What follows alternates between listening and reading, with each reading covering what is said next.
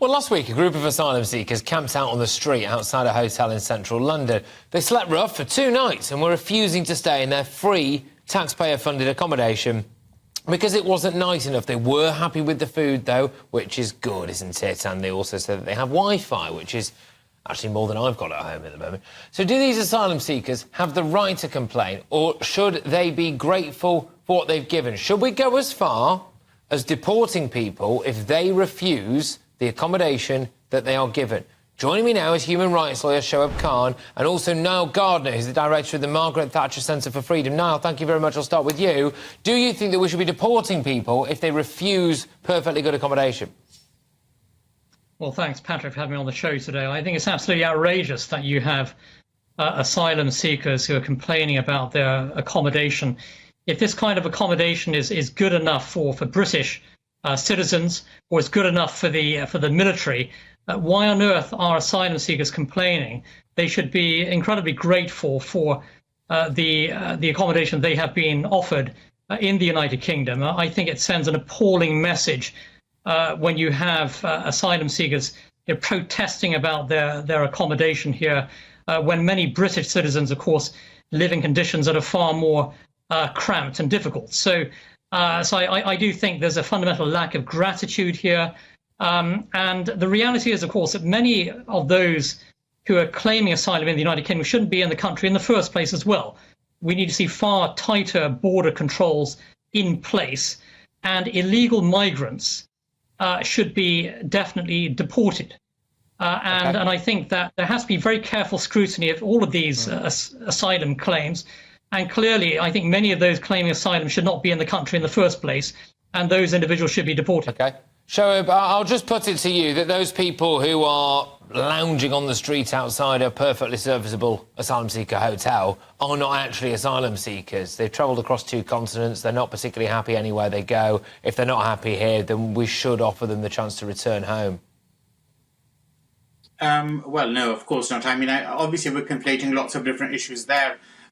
Whether or not they're genuine asylum seekers, whatever that means, is something for the Home Office to decide. I mean, obviously, the Home Office has never been, certainly at the moment isn't, great at doing its job. But obviously, at some point, it falls upon them to actually decide whether or not these people should be allowed to stay in the UK. But now what we're talking about is, while these people are in the UK, should we allow them to be in comfortable hotels, provide them proper, humane accommodation?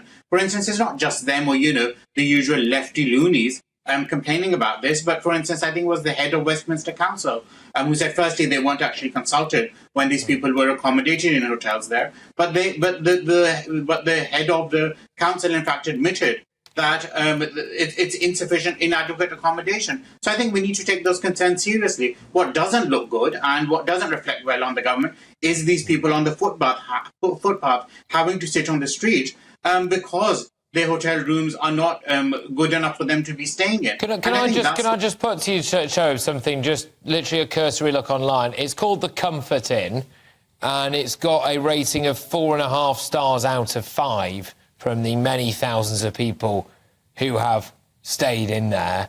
And, I mean, I would suggest strongly that this is absolutely fine, and that may I point out as well, very recently elected Labour head of Westminster Council is probably blowing a bit of hot air here. Niall, do you think that we should at the very least, be using these people as PR so that they can video call people waiting in Calais to make the Channel crossing and tell them, don't bother, because it's clearly awful here? Well, I think, it's absolutely outrageous. You have large numbers of young men here complaining about their accommodation, physically fit young men. They've actually crossed the Channel from France, claiming asylum. Why didn't they just stay in France? And why are they in the United Kingdom at all? I mean, this is just makes a mockery of the entire asylum system here.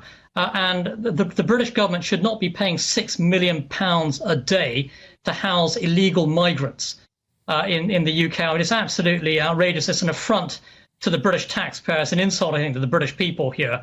If they don't like their accommodation, well, then go somewhere else. Then go back to France, where they actually came from. And there's no reason why on earth they should be crossing into the UK from France, part of the European Union, they should be returning there if they're not happy, or they should be going back to their countries of origin here.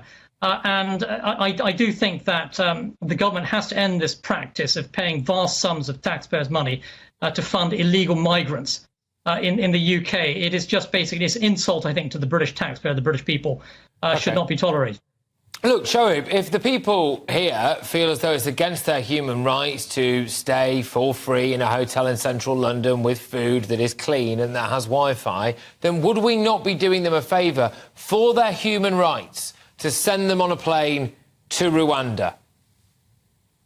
No, we wouldn't, because Rwanda is no better. Rwanda is worse.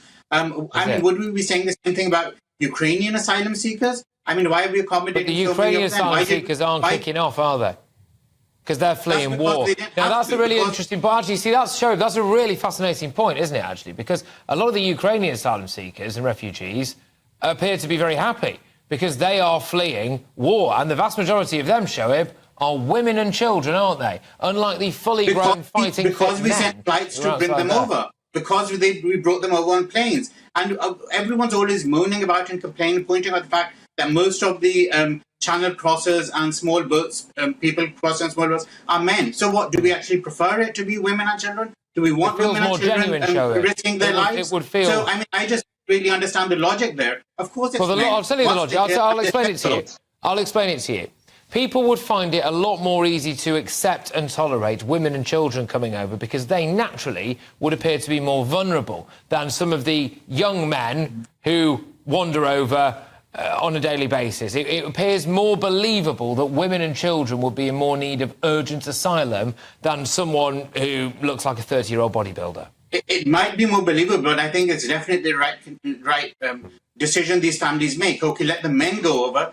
They settle their lives here, then the children, families but that's can come here migration, safely. When there's a safe way to do so, why did we send planes to Ukraine for women and children when we don't send them anywhere else? How are these people supposed to come here? Like the other person was just saying, so many of these people, they cross so many countries, continents to get to the UK. Do we want women and children doing that? How can women and children do that? And I think that's just really an appalling thing to suggest. You can't be genuine asylum seeker if you didn't bring your 2-year-old toddler with you. If I could just respond here, but there's a huge difference between women and children fleeing from Ukraine, from a war zone, and they are extremely grateful, I think, to be in the United Kingdom. Huge difference between these women and children and these healthy young men, so-called asylum seekers, who are now complaining about their accommodation at the Premier Inn in London. There's a vast difference here.